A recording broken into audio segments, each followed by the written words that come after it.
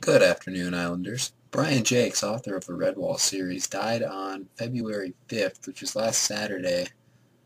News of it reached the public on February 7th, which is 2 days ago, on Monday.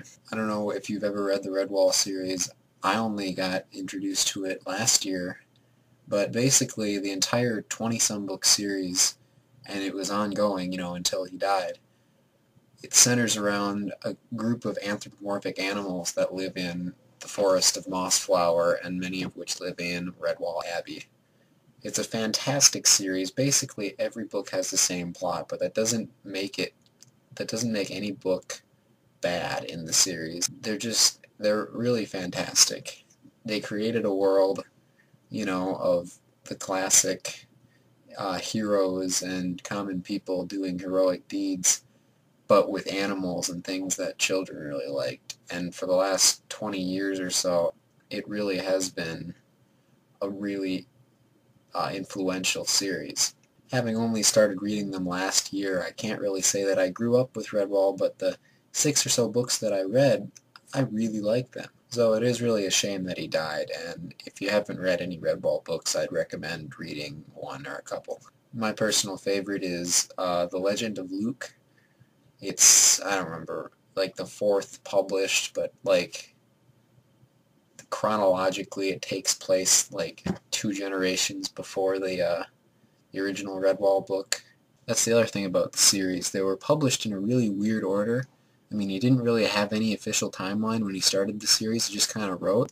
And sometimes they'd come out as legends of past generations of the Redwall people or future generations. And it worked really well. I mean, there was all sorts of continuity and what you'd expect from a well-organized book series.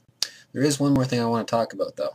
Yesterday, members of my school district, the citizens, could vote on whether or not they supported a bond referendum that the school board proposed probably about a month ago now.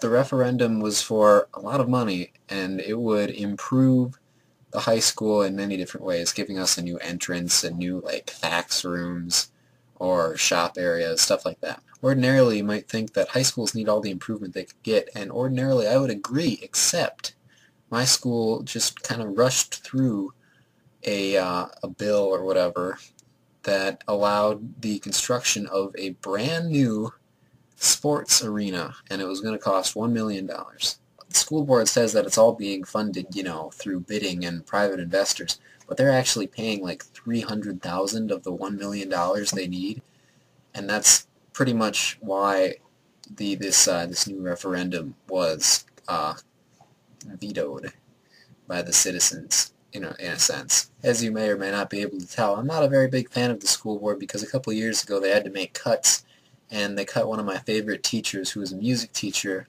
who I've also gotten guitar lessons now from, so he's stuck around because he likes what he does. But they've been talking about, such low budget and everything, and all of a sudden, oh, we're going to build new high school, new, stadium. Anyway, that's about it.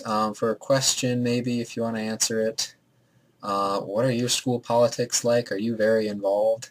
I'm not very involved, but I pretty much know what's going on. I'm involved in the music program, and I kind of fight for the rights there. But, yeah. I will see Anna tomorrow.